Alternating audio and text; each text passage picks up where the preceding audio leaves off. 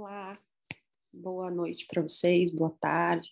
Aliás, bom dia, boa tarde, boa noite, né? Eu não sei que horário vocês estarão assistindo essa aula, mas assim,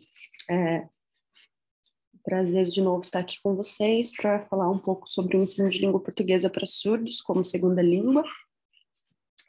A gente fez um caminho nesse semestre, né? E que nos levou até este presente momento, né? Porque a gente já viu como que os alunos se desenvolvem a linguagem, a gente já viu o que é o bilinguismo para surdo e o que é o português, né? Dentro desse bilinguismo para surdo, a gente viu como ele constrói sentido, a gente teve alguns princípios metodológicos e pedagógicos a respeito das intervenções que um professor de língua portuguesa, principalmente no processo de alfabetização, pode fazer. E agora você me pergunta assim, professora Karine, mas não tem recursos didáticos que a gente possa usar? Não tem um material disponível que a gente possa usar? Bom, eu ainda estou com a rinite aguda, tá, gente? Então, ainda preciso tomar muito líquido. Bom, existe. Hoje nós vamos falar sobre alguns recursos didáticos que vocês têm aí disponíveis, mas a gente tem que falar, né, como a gente faz a leitura desses recursos didáticos. Então, vamos lá. A aula de hoje é exatamente sobre os recursos didáticos pedagógicos que estão disponíveis para vocês, professores de português como segunda língua ou futuros professores de português como segunda língua. Pensando a este respeito, desculpa, passei, o que a gente precisa saber, ter em mente como um professor de português para surdos, um professor de português como segunda língua, ou um professor de escola regular que tem alunos surdos incluídos, a gente tem que saber algumas coisas para a gente poder escolher.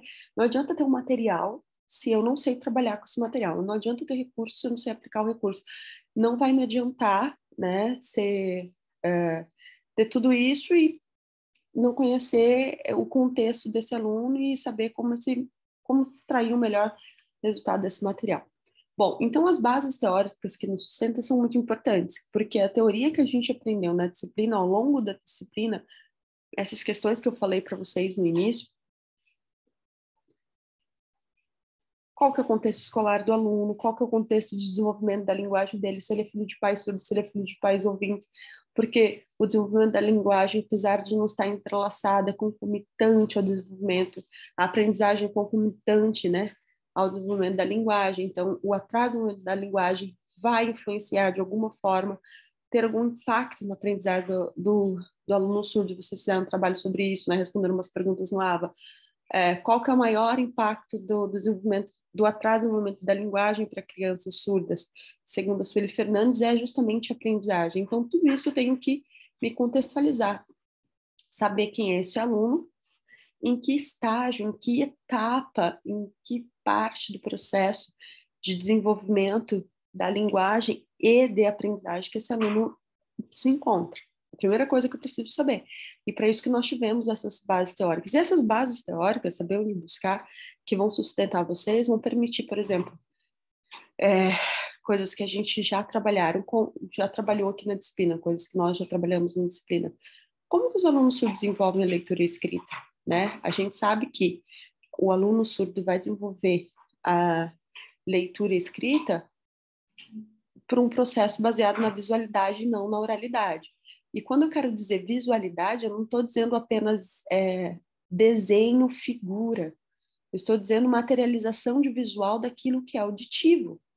E isso eu disse várias vezes em sala de aula, não é colocar uma figura apenas, é deixar aquilo visual para ele. Né? Então, a palavra em língua portuguesa ela é uma visualidade. O que eu estou fazendo aqui com vocês, falando, não é uma visualidade.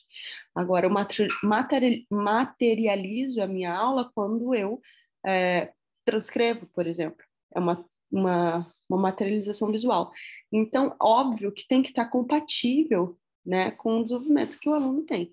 Então, o aluno se relaciona com a escrita de uma maneira não fonética, de uma maneira integral e maneira visual. Né? Então, quando eu falo visual, nem sempre estou dizendo de figuras. Não relacionem isso, pelo amor de Deus.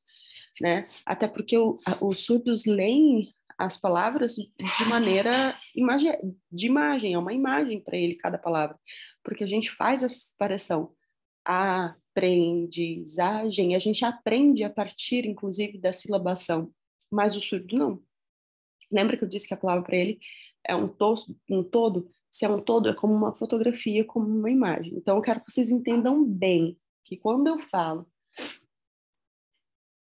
que o surdo se relaciona com a leitura e com a escrita de maneira visual, esse processo para ele é visual, eu não estou me baseando naquilo que a Nogueira falou para a gente sobre letramento de surdos. Imagem, né, desenho, palavra, sinal, que é muito conflituoso. Ela mesma faz essa crítica, que eu percebi que alguns não conseguiram entender que era uma crítica, né, que o letramento de surdos, apesar de ser a base do ensino da língua portuguesa, ela faz essa crítica a esse letramento. A visualidade do surdo, né?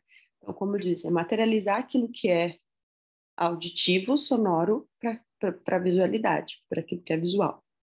Então, a gente já aprendeu isso. Outra coisa teórica que sustenta na hora da escolha desses materiais, ou para trabalhar com esses materiais, vai ser você saber quais são o processo de construção que o seu aluno surdo, ou que aquele aluno surdo que está ali na sua sala, de que forma ele constrói sentido no processo de ensino-aprendizagem. E a gente entra naquela questão que eu falei para vocês numa aula online, eu acho, numa outra aula online, sobre repertório linguístico, né? Não, foi numa aula presencial, sobre repertório linguístico. O que é o repertório linguístico do aluno?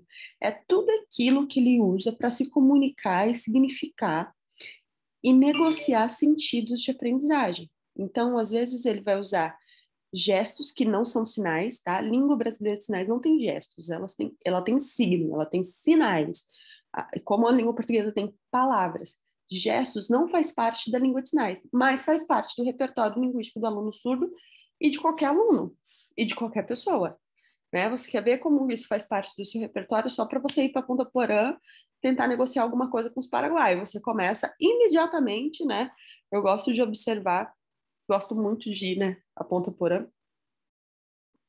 Fiquei lá pela universidade uma vez, a serviço da universidade, trabalhando no campo de Ponta Porã uns 4 dias, e eu ia ali para o comércio no final do dia e ficava observando, né, como eles transitam, como a gente transita entre as línguas e como os paraguaios transitam entre o guarani, o espanhol e o português. E uma coisa que eles fazem menos que a gente é gesticular, mas os brasileiros que vão lá, imediatamente eles começam a gesticular. Mas não é porque faz parte da língua portuguesa, é porque faz parte do teu repertório linguístico. É aquilo que você é um recurso linguístico, o repertório seria recursos linguísticos que podem ser de línguas ou extras linguísticos que você usa para negociar sentidos, né? Os paraguaios, como têm mais recursos de língua, porque estão mais acostumados com aquilo o tempo todo, eles vão tendem a gesticular menos e a entregar mais na nossa língua, a usar mais recursos linguísticos e menos recursos extralinguísticos, mas eles têm uma linguagem corporal muito presente na hora da negociação, enfim. E isso acontece com o aluno surdo. Então, para ficar claro que gestos não fazem parte da língua de sinais, é a modalidade gestual, porque ela é articulatória, tá? Só para deixar bem claro isso para vocês.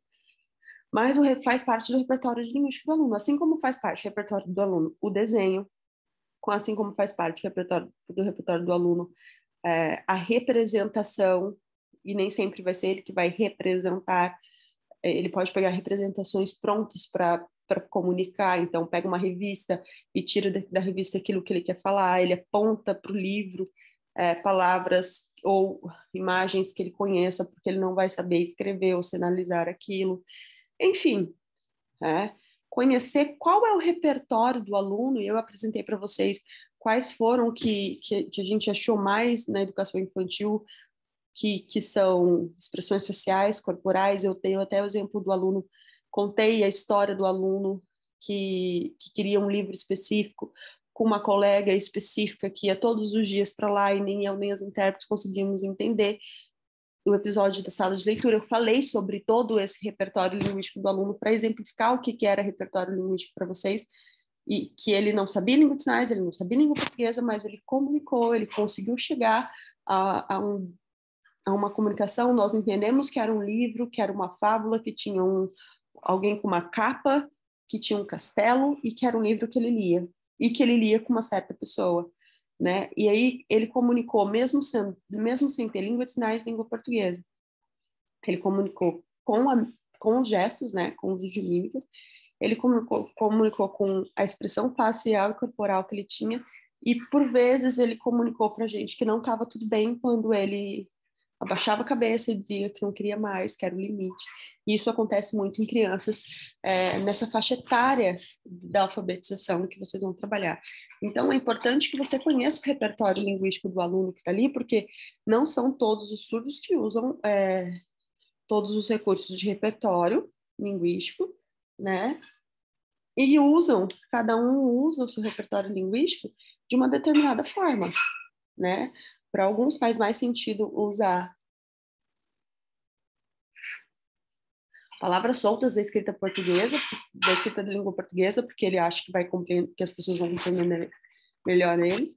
Tem aluno surdo que vai achar melhor fazer desenhar, vai ter aluno surdo que vai achar melhor fazer a representação fácil corporal daquilo que ele está querendo dizer, e tem aluno que vai achar melhor só sinalizar.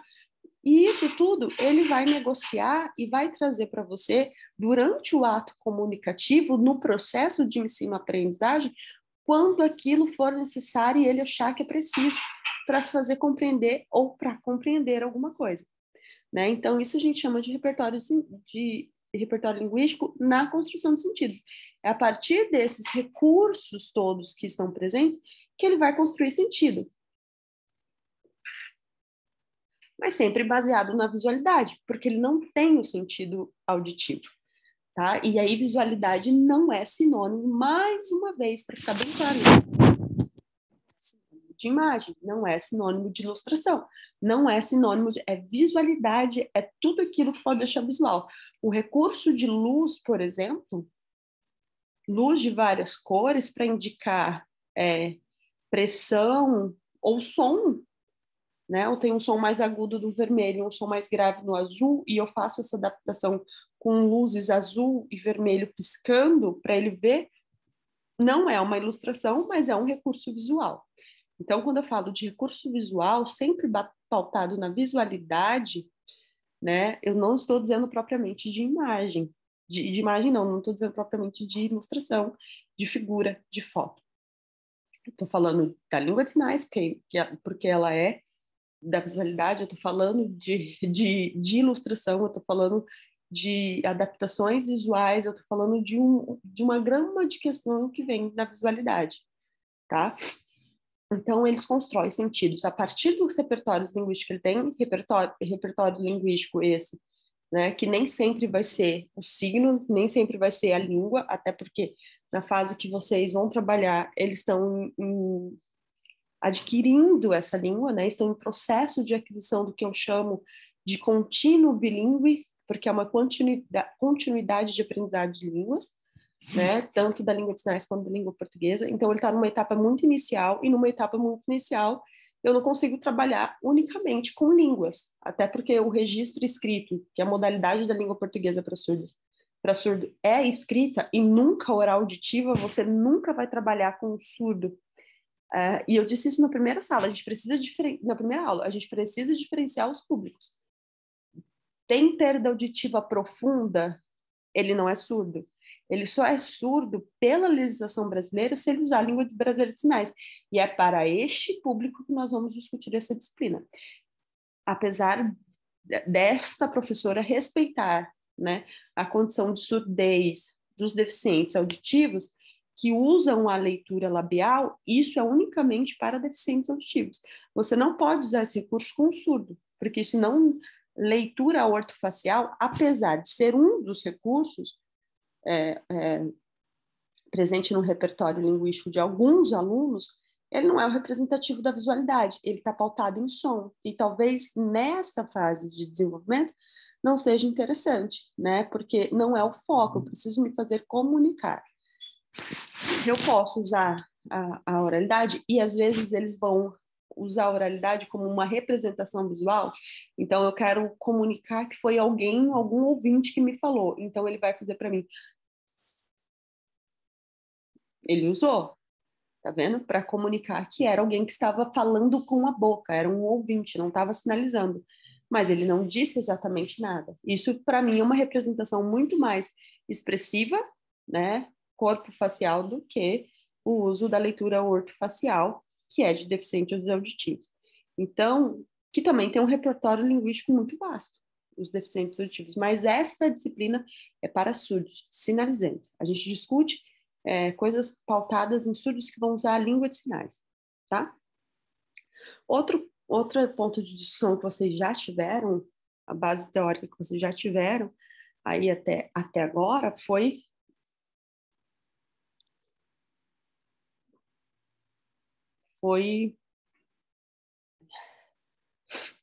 desculpa, é muita secreção. Foi os subsídios metodológicos e princípios básicos para o caminho didático, né? Que foi uma aula que a gente discutiu bastante essas questões, quais são os princípios metodológicos que eu posso pautar o meu trabalho em sala de aula, o meu trabalho docente nesse processo de ensino-aprendizagem. Então, o que a gente pode resumir daquilo, só para a gente relembrar, porque a gente só está relembrando cada uma dessas etapas teóricas que vocês já, né, tanto aprenderam quanto fizeram a manifestação desse aprendizado de forma escrita, com argumentações, né, nas perguntas da avaliação de vocês, quais são esses subsídios e princípios? Então, tem lá o princípio pautado, palavra, né, vocês lembram, palavra escrita, eu preciso da palavra escrita porque ele é surdo, ele precisa ver a palavra escrita, eu preciso desse conceito visual dessa palavra, não pode ser um conceito, o ai colocar a abelha, porque a abelha não é conceitual de ar, né? Ela é conceitual de abelha, então que eu coloque a palavra inteira, então tem que ter um contexto social, tem que ter a língua de sinais, então a gente tem aquele ciclo que sustenta a base e o princípio metodológico da sua ação como professor.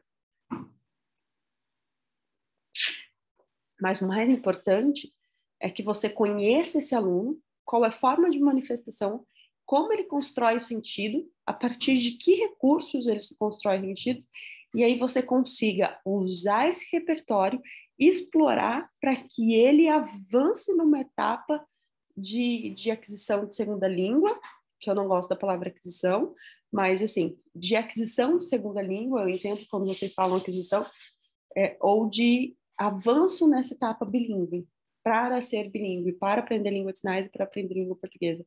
Então, o subsídio é o que eu, a partir dessa avaliação, né, desse conhecimento de contexto do aluno, e para você fazer tudo isso, você não pode chegar na sala e perguntar para a intérprete assim, ele é surdo? Ele faz leitura labial? Não.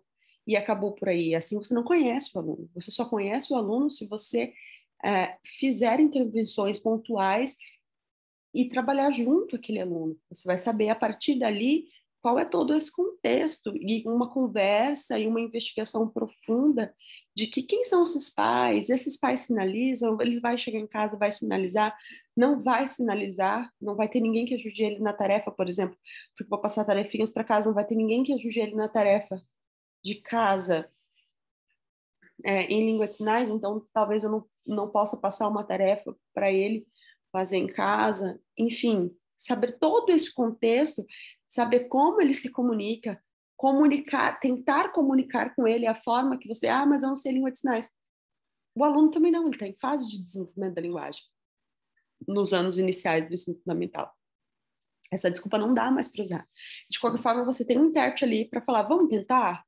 Então, 10 minutinhos tentar conversar com o aluno para você perceber, olha, ele usa isso quando ele quer comunicar sentimento, ele usa apontamento em desenhos, em representações para comunicar sentidos mais conceituais, ele não escreve, tudo isso você vai você só vai saber esse contexto do aluno se você se empenhar em saber.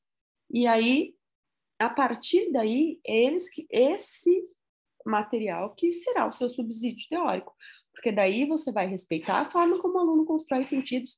Eu não vou simplesmente chegar, pegar meu material e dar do jeito que está previsto para alunos ouvintes, porque eles são surdos, e daí eu vou explorar o repertório do aluno para ele avançar as próximas etapas do conhecimento. A próxima etapa, então, estabelecer metas é muito importante nesse processo, né? Então, para a gente analisar um bom material, a gente precisa dessas bases teóricas, a gente precisa ter em mente essas bases teóricas, este conhecimento que foi ofertado a vocês, e aí vocês vão pegar materiais, eu vou mostrar para vocês os materiais que vocês têm disponíveis para a gente fazer uma leitura crítica desses materiais. Tá? Vamos lá. Desculpa. Então, a gente tem aí disponíveis pelo MEC, obviamente que a gente tem outros materiais de universidade. Eu, por exemplo, tenho um capítulo de livro que eu analiso material de língua portuguesa para surdos de uma universidade, e não analiso do MEC, tá? Porque eu precisava de um material didático mesmo, de tipo livro didático de ensino de língua portuguesa para surdos, e eu faço essa análise nesse livro da Pontes, eu fiz essa análise desse material. Então, eu quero dizer que, se você procurar em outras fontes, você vai encontrar bons materiais também, que você pode analisar e tirar, abstrair daí recursos para sua prática diária de professor, sua prática pedagógica. Mas eu optei por trazer para vocês em aula os materiais do MEC, porque é Ministério da Educação, né? É o que o Ministério da Educação oferece para os professores da educação básica. E aí o Ministério da Educação publicações, né? Língua Portuguesa para Surdos, volume 1 e 2, inclusive tem esses livros em PDF, mas todos esses são e-books, você pode entrar no site do Ministério da Educação. Aliás, se você digitar na abinha do Google qualquer um desses, ele já aparece para download. Foi o que eu fiz para pegar as imagens para vocês, né? Ele tem esse volume 1 e 2, em português para surdos. Aí, depois disso, eles lançaram Ideias para Ensinar Português para Alunos Surdos. E, ano passado, eles lançaram uma proposta curricular, né? Que vai desde a educação infantil até a educação superior. São vários cadernos que vai desde a educação infantil à educação superior. Então, esses são os materiais disponíveis para a gente fazer uma análise, até para vocês subsidiar as próximas análises de vocês em outros materiais, tá? Então, Geraldi vai dizer, adoro ele vai dizer assim: ensinar português para surdos não é apenas saber quando ensinar, o que ensinar e para que ensinar e o que ensinamos. Porque é basicamente isso que um professor sabe. E quando eu vou ensinar isso? O que eu vou ensinar? Para que eu vou ensinar isso? E o que eu vou ensinar? Né? Então, quando, o que e para quem são as bases da prática pedagógica de um professor, da prática profissional de um professor. Mas para ensinar surdo não basta saber só quando que eu vou ensinar isso? O que eu vou ensinar? E para quem eu vou ensinar? A gente precisa ter outros olhos críticos em relação ao que eu vou ensinar, a quando eu vou ensinar e para quem eu vou ensinar. Como, então, eu tenho que saber como ele aprende, como ele constrói sentido, como ele responde ao que vai ser ensinado, né? Então, eu queria apresentar para vocês basicamente esses materiais. Fazendo um resumo dos materiais para vocês entenderem o que tem neles. Língua Portuguesa para Surdos 1. Trata-se de um trabalho com o objetivo de subsidiar, isso aí está no próprio livro, tá? Quando você lê o livro, você pega isso. Qual que é o objetivo do livro? Ele vai falar para você, nós com esse livro objetivamos o quê? Para que ele serve? Subsidiar possibilidades e de viabilizar oficinas, laboratórios de produção de material por parte dos professores, relacionando, de fato, teoria e prática. É isso que ele se propõe. Para quem que ele é voltado? Para profissionais formados em letras com alunos surdos alfabetizados.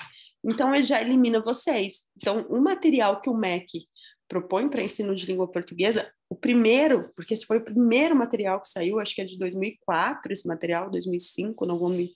Eu tinha que pegar os livros aqui da minha biblioteca, mas eu acho que foi 2005, 2004, não me lembro muito bem. O primeiro, ele já exclui a alfabetização.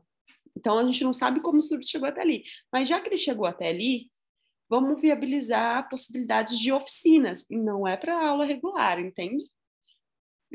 A gente precisa ler isso e começar a pensar nessas, o que falta aqui, para que ele se propõe. Então, o livro, daí eles lançaram 2. O livro de língua portuguesa para surdos, volume 2, ele é dividido em 2 partes, né? A primeira compreende a 3 unidades e aborda uma questão linguística e cultural do surdo.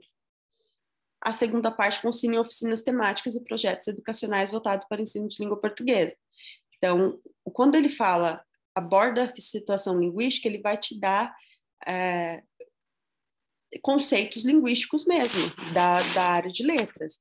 O que é um gênero literário, o que é, enfim, conceitos mesmo, e vai falar isso para surdos. Também é um livro voltado para alunos surdos alfabetizados, para profissionais que formaram em letras, porque tem conhecimentos do livro que você lê, por exemplo, que eu lia e que eu tive que pedir ajuda na época para minha mãe, que era formada em letras. Mãe, o que é isso aqui? O que isso quer dizer? E aí ela me explicava, porque era uma coisa da formação dela que eu não tive, tá? O livro Ideias. O livro Ideias para ensinar português para surdos já é um livro de sugestão de atividades envolvidas para aplicar no português. Então, é uma série. Vem assim, ó. Ali você vai achar atividade de tudo quanto é jeito e tipo. Então, tem lá materiais, como montar, como aplicar, qual que é o resultado. Tipo, é um passo a passo. Ali tem muita coisa para vocês. Eu acho que esse livro 1 e 2 está no ambiente de vocês, salvo engano. Não sei se o livro Ideias está, mas o 1 e 2 está no ambiente de vocês. Depois vocês podem ir lá dar uma olhadinha. E aí, qualquer comentário? Umas atividades adaptadas, né? Não são atividades criadas para o ensino de surdos, mas são atividades já conhecidas de ensino de língua portuguesa que foram adaptadas para a visualidade. Uma questão bem bacana, porque você consegue, lendo as atividades, a proposição das atividades, abstrair muita coisa de como fazer em outras atividades, não aplicar apenas aquelas que estão ali. Então, às vezes, não tem uma atividade que eu preciso de uma determinada matéria, porque é de português, né? Mas eu consigo, lendo aquela atividade, falar, opa, mas esse conteúdo eu consigo adaptar dessa forma, porque vocês não vão dar aula só de português. Se tiver um aluno surdo, vocês vão alfabetizar, mas também tem as outras disciplinas que a gente precisa dar conta da base nacional curricular ali, do currículo certinho, né? E a proposta curricular é uma minuta de uma proposta de um referencial curricular, né? Que daí a gente precisa pensar a respeito disso, fazendo um paralelo, uma comparação com a base nacional curricular. Se eu tenho uma base nacional curricular e agora eu tenho uma vertente disso com um currículo especialmente para estudantes surdos matriculados na educação bilíngue de surdos, que é aquela modalidade que foi proposta pela lei, como eu disse para vocês, na educação básica e no ensino superior. Então, não é para sala regular. Aqui a gente contempla de novo que a proposta da legislação não é uma sala de aula regular, é uma sala de aula para surdos. Então, mas tem uma proposta de ensino de português que, se a modalidade bilíngue pode ser aplicada na escola regular, já que ela pode ser aplicada na escola regular, mesmo ela não tendo esse objetivo, e os alunos surdos estão lá, como a gente vai fazer? Então, a gente precisa conhecer, né? Então, ela propõe né, uma proposta de ensino, propõe uma proposta, é uma proposta de ensino bilíngue autêntica, é isso que eles vão dizer, autêntica, intercultural, multissemiótica, isso é muito legal, porque a multissemiótica tem a base na visualidade, e ela divide os alunos por idade, níveis de proficiência da língua e anos de escolarização. Aí a gente começa a pensar, será que é compatível? Né? É uma coisa que a gente tem, quando a gente pega esse material, a gente tem que analisar isso, como eu falei para vocês, conhecer o contexto do aluno, não adianta ter uma proposta curricular pensada para alunos surdos que não conheça o contexto do meu aluno em sala de aula. Então, não posso pegar aquela proposta curricular que não conhece o contexto do meu aluno surdo, não sabe como ele constrói sentido, não sabe qual que é a relação que ele tem com a leitura, e aplicar com ele, mesmo que seja uma proposta para surdos. E quem vai fazer esse filtro? Quem tem essa base teórica, quem tem essa discussão teórica, quem tem essa disciplina. Então, a formação inicial de vocês serve para isso, para te dar subsídio de ter esse esclarecimento de o que buscar, onde buscar, o que é bom, o que não é, tá? Porque eu não posso ensinar para vocês língua portuguesa. Bom, vamos falar então dos livros propriamente em si. O livro volume 1, né, Língua Portuguesa para Surdos, Caminhos para a Prática Pedagógica. Vamos conhecer mais dele, né? Ele vai falar sobre cultura e identidade surda, que é um conhecimento que eu acho muito legal para professores que, na época, não tinha na formação inicial língua portuguesa para surdos, muito menos língua brasileira de sinais. Então, eu preciso saber um pouco como são, né, essas identidades surdas, como que faz parte da cultura da visualidade, o que é essa visualidade em si. Então, é um conteúdo legal. Fala sobre política linguística, que é uma outra coisa que justifica muito a disciplina de língua portuguesa como segunda língua, né? E ter línguas minoritárias na escola, é preciso se falar de política linguística. Aí fala de educação de surdos, que é super importante para qualquer professor entender esse contexto histórico que levou que nos levou até hoje a este cenário educacional. E por que esse cenário educacional é assim, sem saber se é para a escola de surdos, se é para a escola regular, mas o aluno surdo está lá na minha sala de aula regular. Então, quais foram as fases que esse sistema passou? Linguagem e sociedade e linguagem aplicada em língua. Então, ele traz essa parte teórica, esses conceitos que são importantes, né? Porque, basicamente, são conceitos que quem estuda especificamente são professores de língua de sinais e professores de alunos surdos, mas os professores de sala regular têm pouco acesso a esse tipo de conteúdo. Mas ele é pouco didático, né? Ele é bem técnico, vamos falar assim, não é que ele não é pouco didático, dentro da didática dele é muito técnica, e como ele é um professor de letras, o professor de alfabetização fica meio perdido em alguns conceitos. Então, não fundamenta a prática de sala de aula, são discussões completamente teóricas e generalistas, não se aprofunda, até porque é um livro pequeno, fala de um contexto muito geral, né? Não fala da alfabetização apenas dos anos finais, isso é fundamental. Então, ele não alcança aquele objetivo que ele propôs para ele mesmo, né? Que é viabilizar material por parte de professores relacionando de fato teoria e prática. Eu não sei se ele consegue fazer isso por conta da didática e da falta de exemplos. O que ele já faz no 2? No 2, para cada parte técnica que ele tem também uma sugestão de atividade, de como trabalhar aquela parte técnica. Então, ele consegue atingir aquele objetivo do 1 no 2. Tá? Então, é um livro para professores, obviamente, né? Não é um livro para quem não é professores de português. Ele traz conceitos importantes de segunda língua, o que é segunda língua, enfim, porque a nomenclatura que está no decreto. E para quem não entende nada de primeira e segunda língua, é importante esse conceito, né? Apesar de não ser a minha corrente teórica, mas é importante esse conceito. Só que é um livro sobre gramática da língua portuguesa, então, como eu disse para vocês, é técnico, ele traz conceitos mesmo, texto narrativo. O que é um texto narrativo? O que é uma fábula? É que eu não me lembro muito bem dos conteúdos de língua portuguesa, porque são outras aulas que estão na minha cabeça. Mas ele faz essa relação, tá, de conceitos. E aí ele fala sobre elaboração das atividades pedagógicas, o que é importante para você elaborar essas atividades pedagógicas e traz sugestões de atividades para cada um do tema que foi proposto. É isso que eu falei para vocês. Então, ele tem é um livro referência para quem formou em letras, que vai esquecer alguns conceitos, que vai reviver esses conceitos de artigo, de conjunção, de complemento nominal, de complemento verbal, enfim.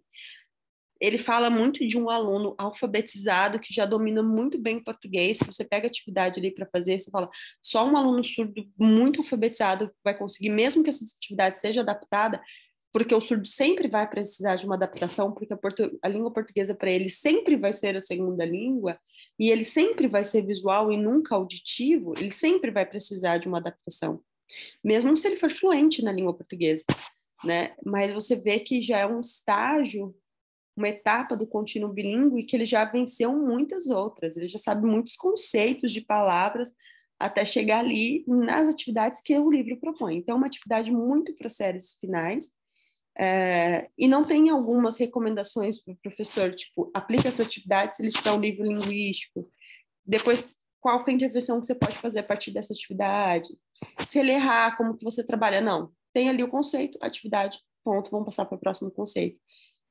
Que isso também é uma busca pessoal do professor, né, de adquirir esses conhecimentos, mas poderia ter um livro. Bom, o livro de ideias para ensinar português para surdos é um dos livros que eu mais gosto desses materiais do MEC. Aliás, é o que eu mais gosto, é o que eu mais uso, que eu sempre usei, inclusive para minha tese eu busquei referências de adaptação nessas atividades. Não usei nenhuma atividade daí, mas a gente buscou referências nessas atividades.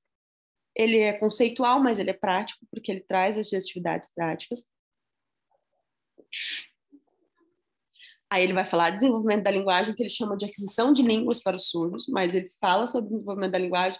Aí ele dá uma ideia para o professor, olha, tem nível de aprendizagem em decorrência do desenvolvimento da linguagem tardia, né? Então você precisa saber disso. Ele fala sobre a alfabetização de surdos, ele é o primeiro que vai falar sobre a alfabetização, e aí ele fala de uma proposta bilíngue para as atividades, com as duas línguas.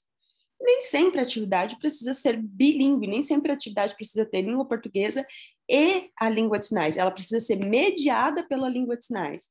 Tá? Se eu falo que o intérprete aplicou a atividade, eu não preciso dizer que essa atividade foi aplicada em língua brasileira de sinais, porque o intérprete é justamente para, né, ter esse acesso na língua do aluno. Mas, dizendo óbvio,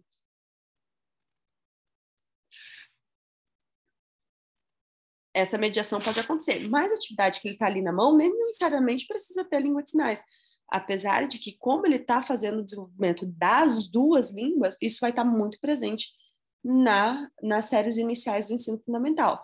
De sexto ao nono, isso começa a mudar. Então, eu posso ter só a visualidade sem ter a língua de sinais.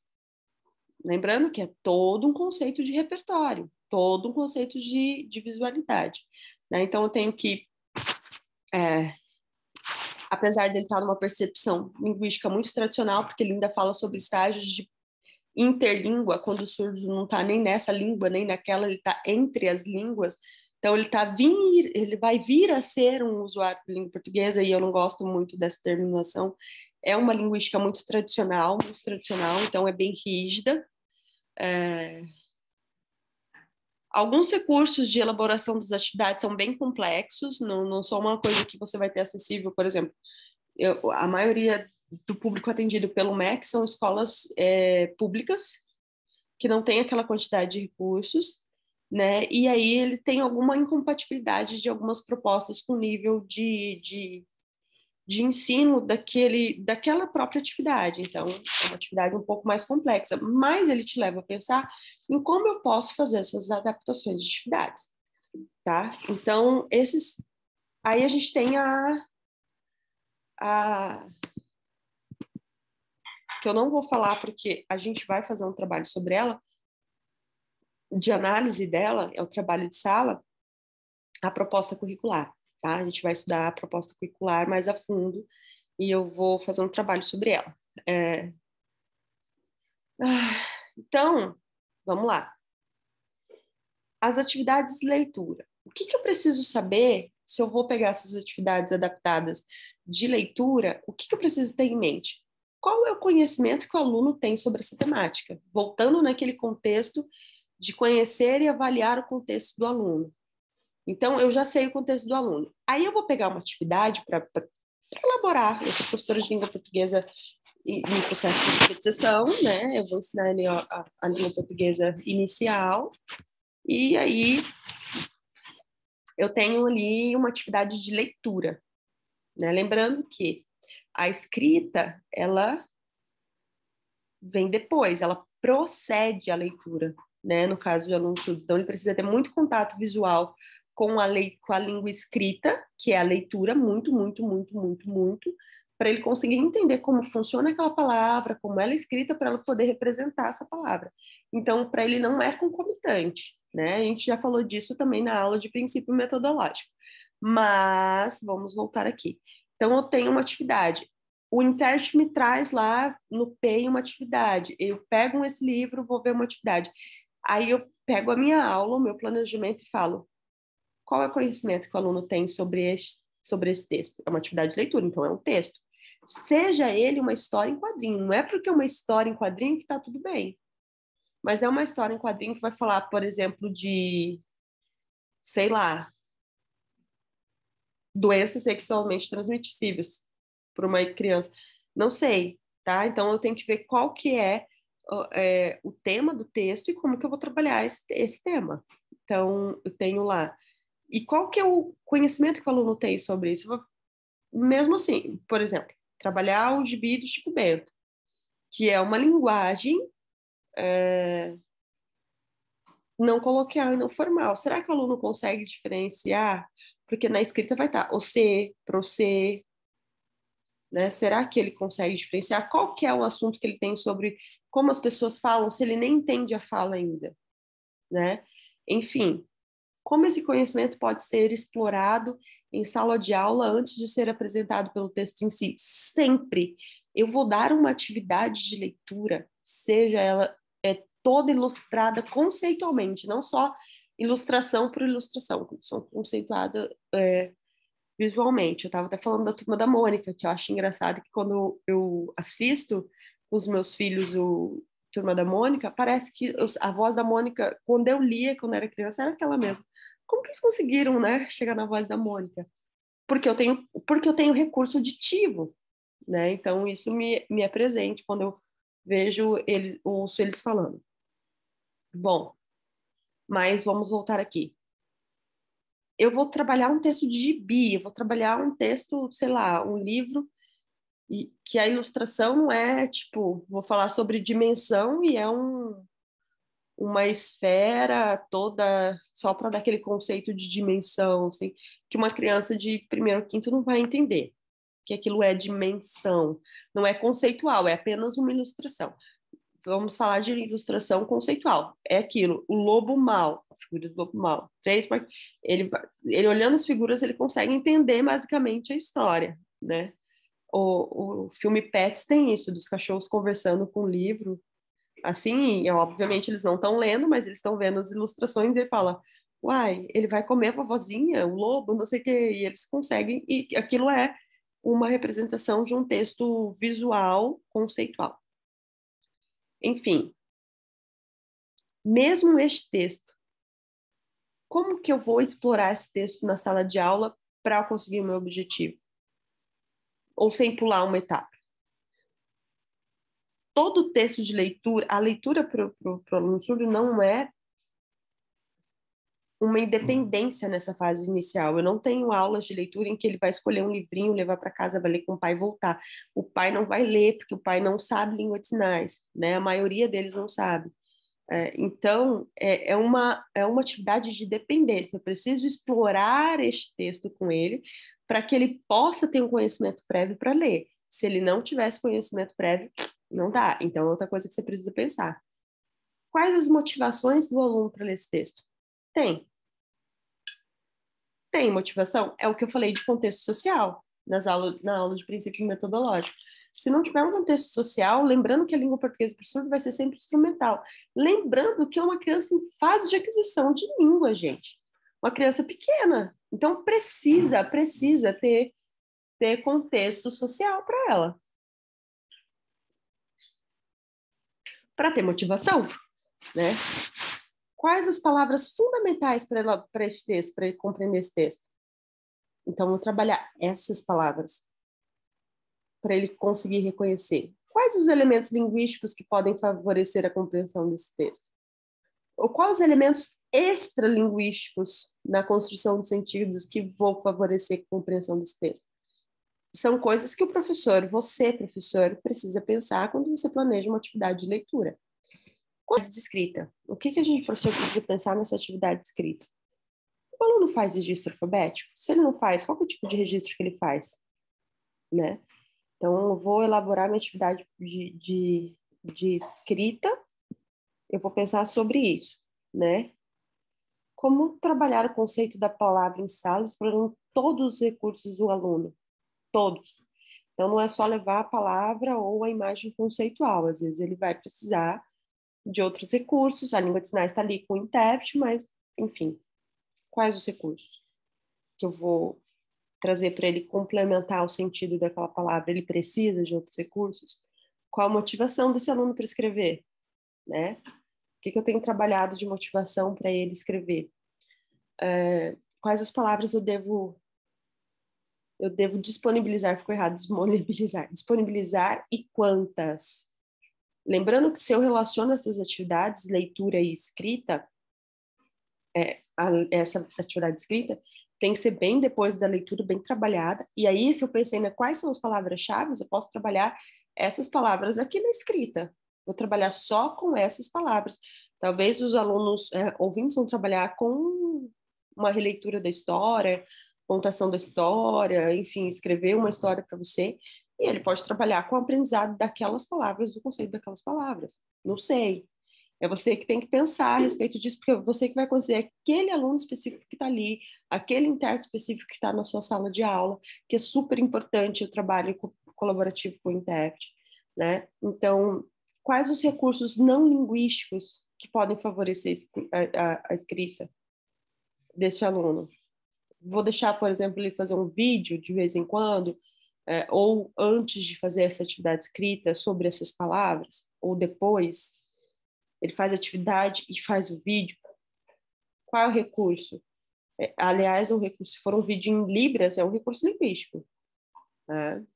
Enfim, existe um contexto social presente? Pensa sempre nisso, tá? Então, para um olhar docente crítico desses materiais, então, por que eu trouxe essas questões de atividade de leitura e escrita? Porque, basicamente, são essas atividades que você vai encontrar nos materiais do MEC. Né, tanto a proposta do que é, né, para você falar, mas as atividades mesmo em si, tanto que o livro de ideias é só sobre atividades, o livro de língua portuguesa para surdos, apesar de trazer conceitos, traz atividades, indica atividades, como adaptar atividades, e a gente sempre pensa em propor atividades, né, para a gente estabelecer as metas de avaliação.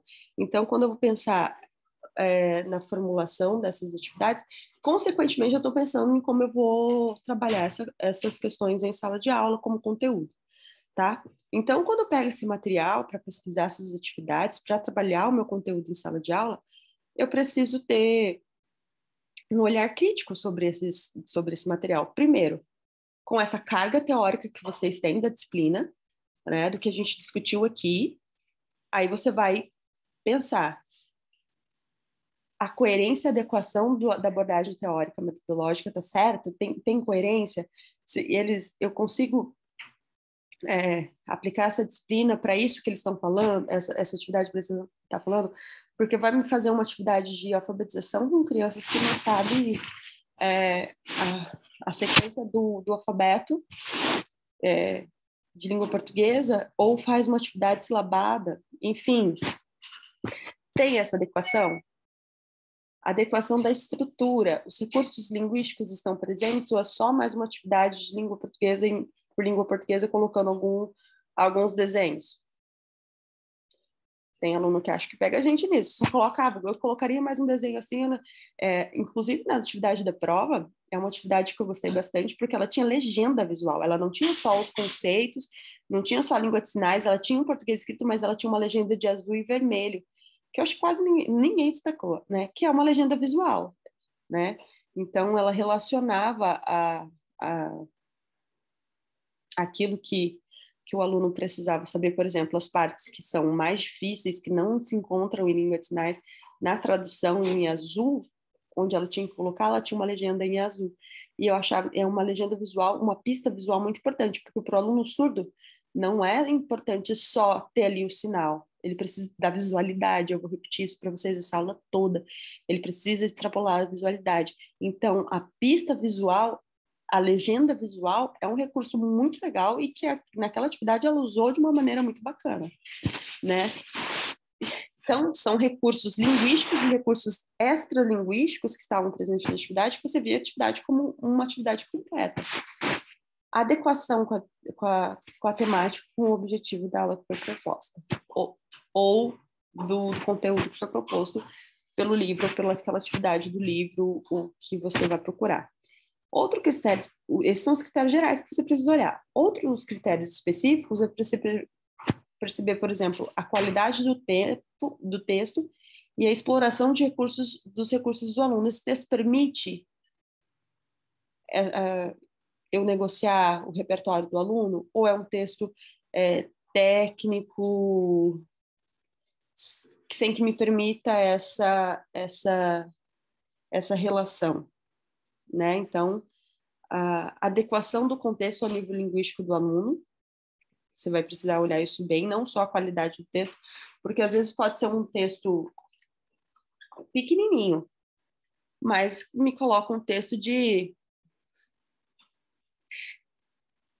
E o meu filho não é surdo, mas eu passei isso com o Henrique, que num projeto muito legal, mas que foi muito difícil da gente adequar, de fazer uma adequação pela qualidade do texto em relação ao repertório que o Henrique tinha na época de língua mesmo, porque ele demorou para falar, que era os poemas de Manuel de Barros.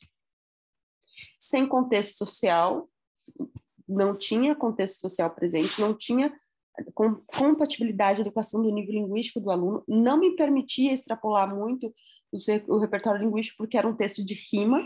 Se é um texto de rima para aluno surdo, piorou, né? Então, qual que é a qualidade? Às vezes o texto era muito bom, eu não estou dizendo que o texto não era bom, o livro que eles mandaram era muito, muito bom, mas a história em si não prendeu, a história em si a gente não conseguiu passar para o Henrique, a gente... Olha, entrou minha mãe, entrou meu marido, entrou minha irmã, entrou todo mundo, e a gente ficou ali tentando fazer com que o Henrique passasse aquela qualidade do texto no repertório do aluno. E às vezes isso vai dar tanto trabalho que é mais fácil você recorrer a um outro texto que não é um texto de clássico, né? Mas é um texto que vai atingir um objetivo de maneira mais eficaz. Aí você vai ter que olhar também o planejamento, o recurso linguístico presente e a visualidade presente nessas atividades, ou neste texto, ou nessa proposta de ensino, ou nessa proposta curricular. Quando você faz tudo isso, aí você começa a fazer uma resenha da atividade. Essa atividade fala disso, disso, já porém, o que a gente fez ali nos slides anteriores. E aí você emite um parecer. Com aquele parecer selecionado, você consegue utilizar ou não essa atividade. Você vai falar assim, não, essa daqui não vai dar. Essa daqui dá, essa daqui é legal, essa aqui não dá. Mas eu só vou saber disso se eu responder a esses critérios, se eu responder a critérios, por exemplo, que outros que eu não citei, mas que você, com a sua carga teórica, consiga né, elaborar. Então, a gente precisa sempre lembrar para vocês que o intérprete de língua de sinais é a base do trabalho escolar com a crianças surdas em processo de alfabetização. Esse trabalho bidocente é muito importante, né? Ele traz elementos da visualidade, ele te lembra da visualidade, ele te lembra da importância da língua de sinais, ele te lembra de uma série de questões, mas ele não é o docente da sala de aula. O professor precisa assumir essa responsabilidade no processo de ensino-aprendizagem.